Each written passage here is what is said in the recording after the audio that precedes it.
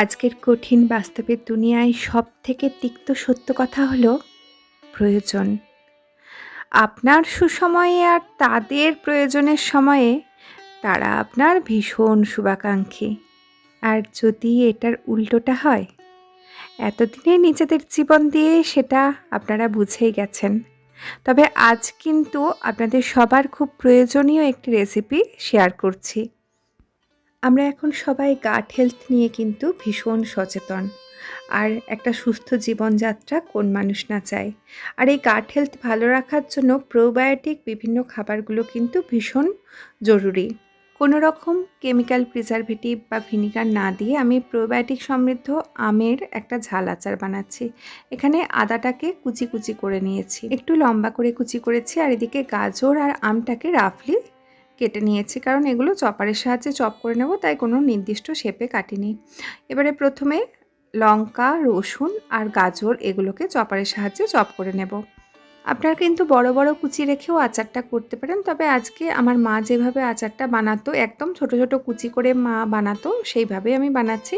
ছোট ছোট কুচি করতে অনেকটা সময় লাগে বলে আমি চপারের সাহায্যে একদম ছোট ছোট কুচিটা করে নিচ্ছি। একইভাবে কেটে রাখা আমটাকেও কুচি করে নেব।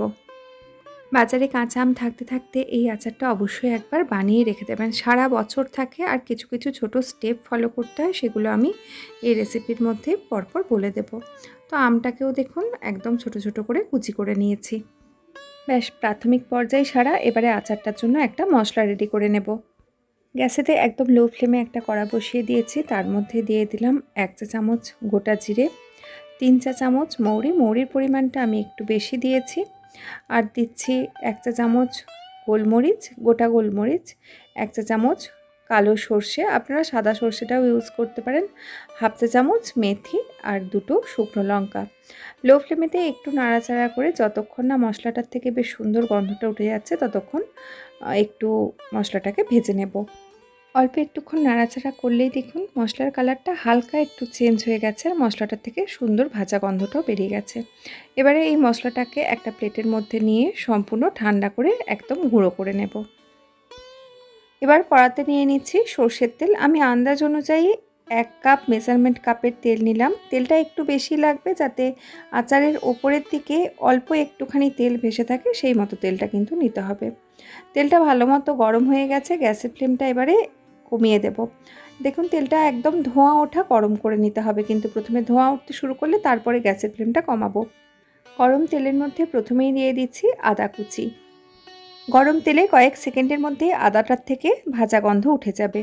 এবারে এর মধ্যে দিয়ে দিচ্ছি রসুন, কাঁচা লঙ্কা আর গাজর কুচি। এগুলোকে তেলের মধ্যে 1 মিনিট একটু নাড়াচাড়া করে নিয়েছি। এবারে এর মধ্যে অন্যান্য মশলাগুলো দিয়ে দেব। প্রথমেই দিয়ে দিচ্ছি স্বাদ অনুযায়ী নুন, নুনটা কিন্তু আমি একেবারে দিয়ে দিচ্ছি। দিয়ে দিলাম হলুদ গুঁড়ো আর কাশ্মীরি শুকনো লঙ্কার গুঁড়ো, যেহেতু আমটা আছে আম অনুযায়ী কিন্তু আমি একেবারেই নুনটা দিলাম। আর দেব হিং।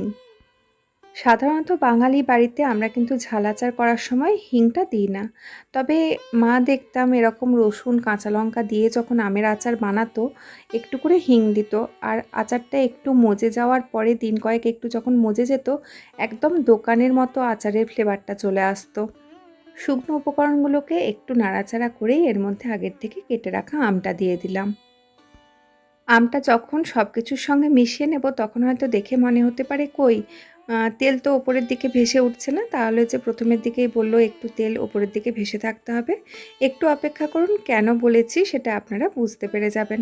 তো সব কিছু ভালো করে মিশিয়ে নিয়েছে। এবারে যে মশলাটা গুঁড়িয়ে রেখেছিলাম, আগে যে ভাজা মশলাটা তৈরি করেছিলাম, সম্পূর্ণ গুঁড়ো করে নেওয়া মশলাটাই দিয়ে দিলাম। সব কিছু আরও একবার ভালো করে মিশিয়ে নিচ্ছি। সব কিছু ভালো মতো মিশিয়ে লো ফ্লেমে রেখে দেব 5 থেকে 6 মিনিটের মতো। এ সময় কিন্তু কোনোভাবেই ঢাকা দেওয়া চলবে না। 2-3 মিনিট রান্না হওয়ার পরেই দেখুন আচারটার ওপর থেকে কিন্তু তেল উঠতে শুরু করে দিয়েছে, বা আচারটার থেকে তেল ছাড়তে শুরু করে দিয়েছে। আরও 2-3 মিনিটের মতো রান্নাটা করে নেব। তো আরও 3 মিনিটের মতো হয়ে গেছে। ভালো মতো উপর থেকে দেখুন আচারটা তেল ছাড়তে শুরু করে দিয়েছে। তো এর থেকে বেশি আর কিন্তু আমি গ্যাসের ওপর আচারটাকে রাখবো না, বা গ্যাসটা অন রাখবো না, কারণ সব কিছুই তো একদম ছোট ছোট করে কুচি করে নিয়েছি। এর থেকে বেশিক্ষণ যদি আচারটা রান্না করি সেক্ষেত্রে সব কিছু একদম গলে যাবে, আচারটা একদমই খেতে ভালো লাগবে না। আচারের সমস্ত উপকরণগুলো হালকা সেদ্ধ হয়ে যাবে, কিন্তু গোটা গোটা থাকবে। একটু যখন আচারটা খাবো তখন মুখে পড়বে, তখন খেতে বেশি ভালো লাগবে। এবারে আচার দীর্ঘদিন আপনারা ভালো রাখবেন কী করে, এটা অনেকেই বলেন। তো তার একটা ছোট্ট প্রসেস দেখিয়ে দিচ্ছি। যে কোনো কিছুর আচারই হোক না কেন, সব সময় কিন্তু কাঁচের বয়ামে রাখবেন। কোনো রকম প্লাস্টিকের জিনিসপত্র ইউজ না করারই চেষ্টা করবেন। আর যেহেতু ঝাল আচার বানাচ্ছি, আমি বয়ামটার চারিদিকে অল্প একটু করে সর্ষের তেল বুলিয়ে নিলাম, তাহলে কাঁচের বয়ামটার ওপরে একটা কোটিংয়ের মতো হয়ে গেল, আচারটা চট করে নষ্ট হবে না। এবারে এটাকে আরেকটু ফ্লেভারফুল করব, সেজন্য একটা কাঠকয়লাকে একটু জ্বালিয়ে নিয়েছি, তার মধ্যে একটু হিং দিয়ে দিলাম আর একটুখানি ঘি দিয়ে দিচ্ছি। এবারে যে ধোঁয়াটা হচ্ছে, ওই ধোঁয়াটার ওপরে কাঁচের বয়ামটাকে উল্টো দিকে রেখে দেব। তবে এই স্টেপটা কিন্তু আপনারা ইচ্ছা করলে স্কিপ করতে পারেন। এরকম করে নিলে আচারটা আরেকটু ফ্লেভারফুল হয়, খুব সুন্দর গন্ধ হয়ে যায় তো কাঁচের বয়ামটার ভেতরে, তো আচারটার মধ্যে ওই গন্ধটা কিন্তু অনেকটা চলে আসে।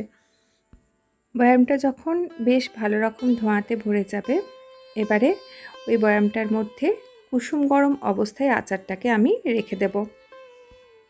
বয়ামের ভেতর আচার ভরে নেওয়ার পর যতক্ষণ না সম্পূর্ণভাবে আচারটা ঠান্ডা হয়ে যাচ্ছে ততক্ষণ কিন্তু ঢাকাটা বন্ধ করব না। এই আচারটা তৈরি হবার পরে সঙ্গে সঙ্গে আপনারা খেতে পারেন, তবে 3 থেকে 4 দিন একটু রোদে দেওয়ার পর আচারটা যখন মজে যাবে তারপরে খেলে কিন্তু আরও টেস্টটা ভালো লাগে।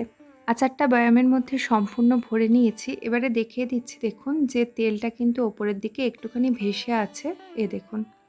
আর যদি দেখেন প্রথমের দিকে তেল হয়তো একটু কম দিয়ে ফেলেছেন বা ঠিকমতো তেলটা ভেসে উঠছে না বয়ামে রাখার পরে, সেক্ষেত্রে কিছুটা পরিমাণ সর্ষের তেল গরম করে তেলটাকে একটু ঠান্ডা করে নেবেন, তারপরে আচারের ওপরে দিয়ে দেবেন, যাতে আচারের ওপরে একটুখানি তেলের লেয়ার থাকে। তাহলে কিন্তু বছরের পর বছর এই আচার ভালো থাকবে। আর মাঝে মাঝে শুধু একটু করে রোদে দিয়ে দেবেন, কোনো রকম প্রিজারভেটিভের দরকার হবে না। আজকের আমের ঝাল আচারের রেসিপিটা কেমন লাগলো জানাবেন। ভালো লাগলে লাইক ও শেয়ার করার অনুরোধ রইল। দেখা হবে পরের দিন আবার অন্য কোনো রেসিপি নিয়ে। ততক্ষণ সবাই সুস্থ থাকুন, ভালো থাকুন, সঙ্গে থাকুন।